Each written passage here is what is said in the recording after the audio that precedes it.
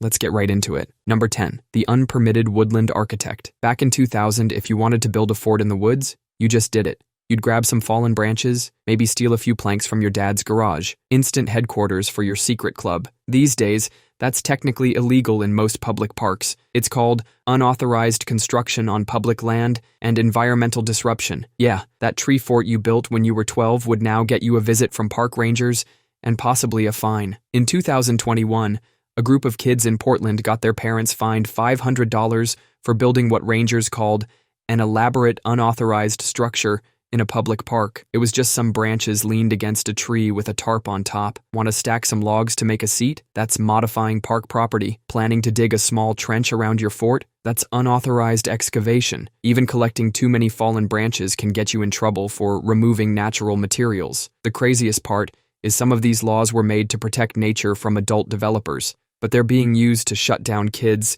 just trying to live out their Swiss Family Robinson fantasies. Number 9. The Coastal Excavation Engineer. Kids at the beach used to dig massive holes. The deeper the hole got, the more determined they became. The mission was simple: dig until you hit water, or maybe even China. Nowadays, that's basically a criminal offense on many public beaches. Try digging a hole deeper than your knees at places like Myrtle Beach or Virginia Beach, and you'll have some explaining to do to the beach patrol. They've banned deep holes because they're basically death traps waiting to happen. The sand walls can collapse without warning. Emergency vehicles also can't drive over them. Imagine an ambulance trying to save someone and getting stuck in your amateur mining operation. And then there's the sea turtles. These confused little guys crawl up on beaches at night to lay eggs. If they fall into one of these deep holes, they're stuck. It's like accidentally setting up a turtle prison. Now, beach patrols actively fill in any holes they find, and repeat offenders can face fines. Number 8. The Unlicensed Food Distributor. Trading your sandwich used to be like running a tiny restaurant in the cafeteria. Back in 2000,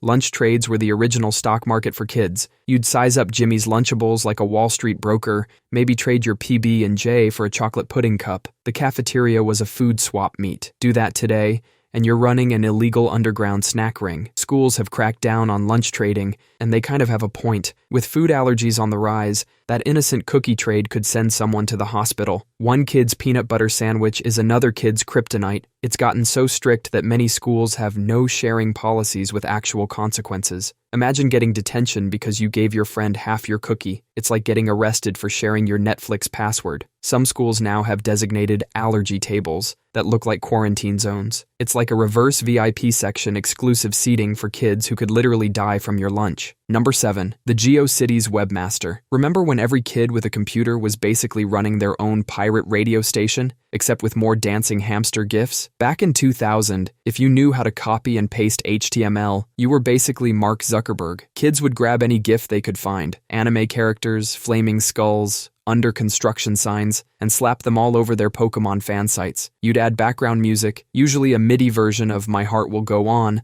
that would start blasting the second someone clicked on your page, and nobody asked permission for any of it. These days, that same behavior would get you hit with more cease and desist letters than you could fit on your sparkly butterfly cursor. Every single one of those dancing hamsters was copyrighted. Every MIDI file was someone's intellectual property. That "Welcome to my homepage" banner was probably stolen from someone else's site. The average GeoCities page from 2000 had enough copyright violations to make a modern lawyer faint, but back then, nobody cared. The internet was like the Wild West. Today, you'd be banned from most platforms faster than you can say, "This site best viewed in Netscape Navigator." Number 6. The Subterranean Explorer. Back in 2000, if you saw a bunch of kids lifting a manhole cover, you'd probably just think, kids being kids. These days, it's a one-way ticket to juvenile court. It's summer break, you're bored, and you spot this mysterious metal circle in the ground. Back then, that manhole cover was like a portal to another world. You and your friends would pry it open with a crowbar and discover a whole secret network of tunnels, like your own personal dungeon crawl. But nowadays, that's criminal trespassing in a hazardous confined space. Cops don't care that you're just trying to find the Teenage Mutant Ninja Turtles. Entering storm drains without authorization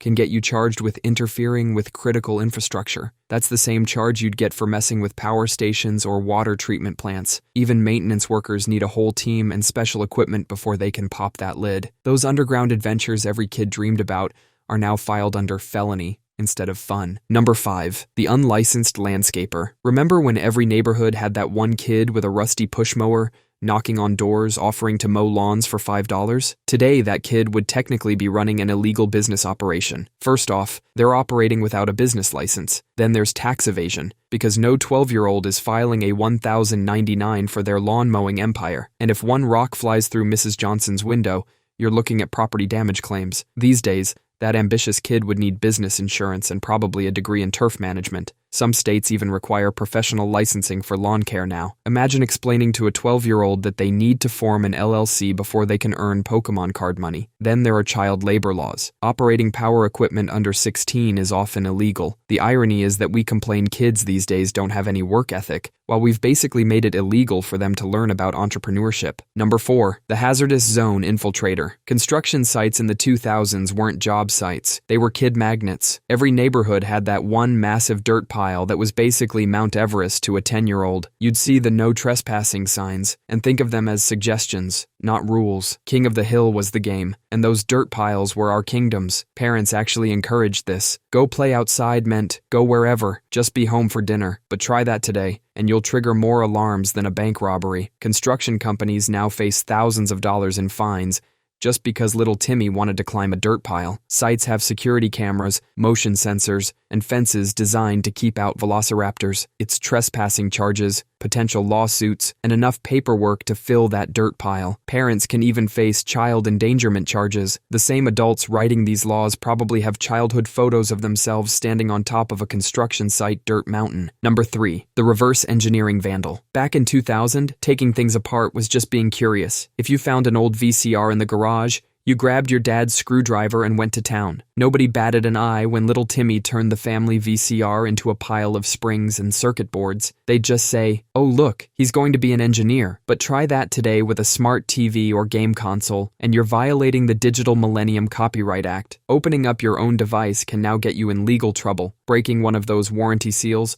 or trying to peek inside makes you a potential criminal in the eyes of the manufacturer. Those same tech companies probably started out in someone's garage, taking apart other people's stuff. Steve Jobs and Wozniak literally built their first computer by reverse engineering other devices. But these days, companies use the DMCA to argue that you don't really own the software inside the hardware you bought, and you have no right to tinker with it. Number 2. The AIM Impersonator. Remember when you thought you were a master hacker because you figured out your friend's AIM password was Fluffy123? Back in 2000, this was basically a rite of passage. Your friend leaves their computer unattended at a sleepover, so you hop on their AIM account, change their away message to something embarrassing, and update their profile to say they have a crush on someone. That harmless prank is now a federal crime. Under the Computer Fraud and Abuse Act, accessing someone's account without authorization is a serious offense. The same law that puts away actual cybercriminals could technically apply to 13-year-old you trying to make your friend's profile say they're secretly in love with their math teacher. In 2019, a teenager in Florida faced felony charges for getting into a classmate's school account. While that case was more serious, the underlying laws are the same. What used to end in a punch on the arm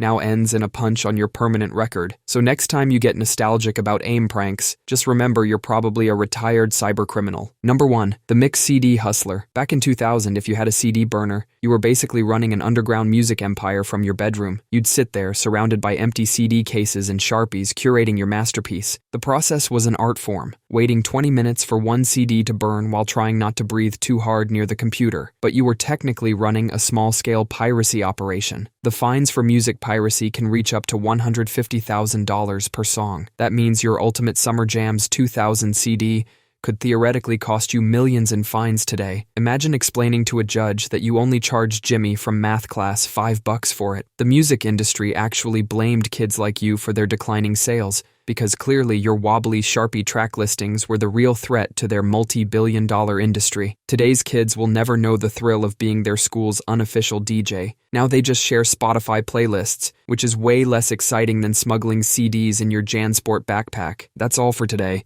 I'll be making similar videos in the future. Subscribe to see them.